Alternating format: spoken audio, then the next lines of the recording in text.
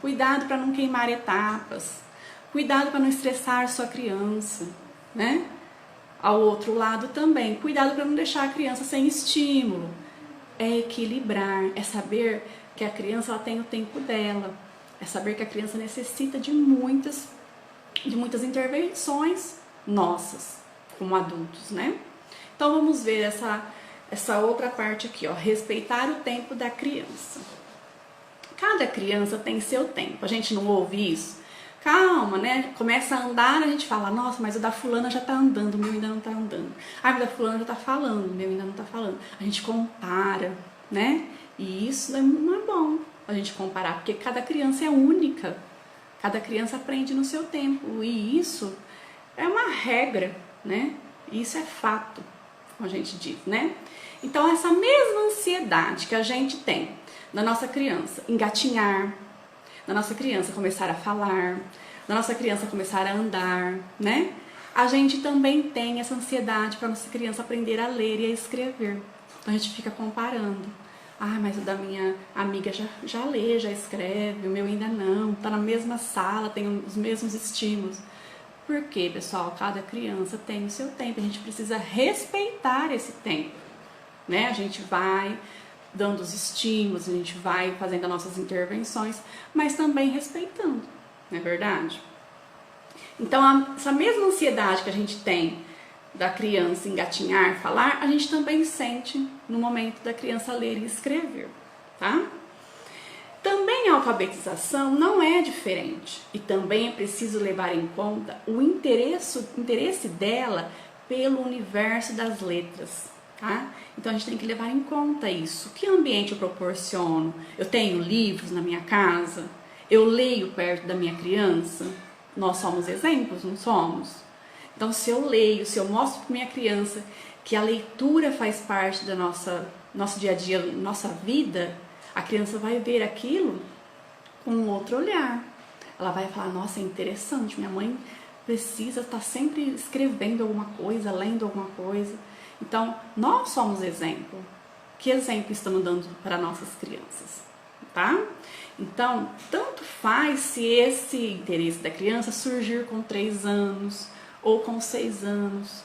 O interesse tem que partir dela, mas eu tenho que sempre estar proporcionando o ambiente para poder aguçar esse interesse da criança, certo?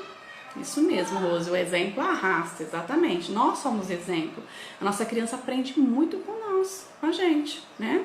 Nós adultos. Então, não há necessidade de comprar um alfabeto, né? Muitas mães, elas compram o alfabeto, lá o EVA, alfabeto móvel, né? E fica mostrando para a criança todo dia, né? Todo dia fica aquela coisa obrigada, né? Cansativa, não é verdade? Então, não é assim que a gente faz. Não, a gente não tem que manter a nossa criança afastada das letrinhas. Ai, agora minha criança já está com 5 aninhos, ai, eu preciso pensar nisso, deixa eu comprar o alfabeto, vou todo dia lá. É assim? Não, gente, não é assim que se apresenta o alfabeto para a criança, não é assim que a gente introduz a criança no mundo das letras. É naturalmente, lembra que eu falei? E de que forma é então? Eu preciso ter esse alfabeto desde que minha criança é bebezinha. Desde que ela nem sabe o que é uma letra, mas ela já está familiarizada com aquilo. Aquilo já faz parte do universo dela. Quando ela brinca, no meio dos brinquedinhos dela, tem as letrinhas, ela pode pegar na letrinha, ela já pode estar conhecendo a letrinha, né? Ela já se familiarizou com aquilo, desde pequena. Aquilo é natural para ela. Ela não precisou esperar até os 5 anos para que a mãe comprasse um alfabeto para ter dentro de casa. Não, porque isso já faz parte do ambiente. Os pais são pais que escrevem, que leem perto da criança, que têm livros, que apresentam livros para ela, que faz ela se interessar para a leitura. É o ambiente, não é isso que a gente sempre fala? O ambiente, a nossa interação, tudo isso é o que a gente tem que prestar atenção nas nossas ações. Tá? Então não adianta eu comprar o alfabeto lá com 5 anos e querer ficar todo dia massacrando minha criança. Ó, esse é o A, esse é o B. Querer colocar as 24 letrinhas na cabeça da criança, né? que muitas pessoas fazem assim. Não é dessa forma. A gente precisa deixar a nossa criança expostas a esses materiais desde pequenos. Aquilo tem que fazer parte da vida dela, desde bebês, desde pequenininhas. E ela vai se familiarizando. E aos poucos ela vai se interessando. Ela vai vendo que aquilo é uma letrinha, que a letra faz parte, né, da nossa cultura. A gente precisa das letras, a gente se comunica através da escrita, não é verdade? Então aquilo vai fazendo parte, ela vai internalizando aquilo. E isso vai de uma maneira natural, parte da criança esse interesse, que aí é muito melhor. A gente só entra dando as intervenções e fazendo a nossa parte, apresentando. E como que eu vou apresentar? Através das brincadeiras, das conversas do dia a dia, né? Então não é uma coisa imposta, colocada lá, é assim. Não, é natural. Nossa criança, ela aprende naturalmente, ela aprende brincando, certo?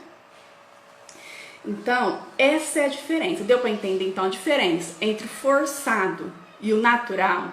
Então, quando eu já deixo minha criança num ambiente que é natural ela ver livros, ela estar exposta à escrita, ela estar exposta aos materiais que tem escritas, então ela já está naquele universo. É diferente de querer apresentar a criança esse universo só quando ela estiver com 5 anos. Não, é desde bebezinha, desde pequenininha, ela já tem contato com livros, ela já tem contatos com giz de cera, né, com materiais que ela já começa a se familiarizar, tá?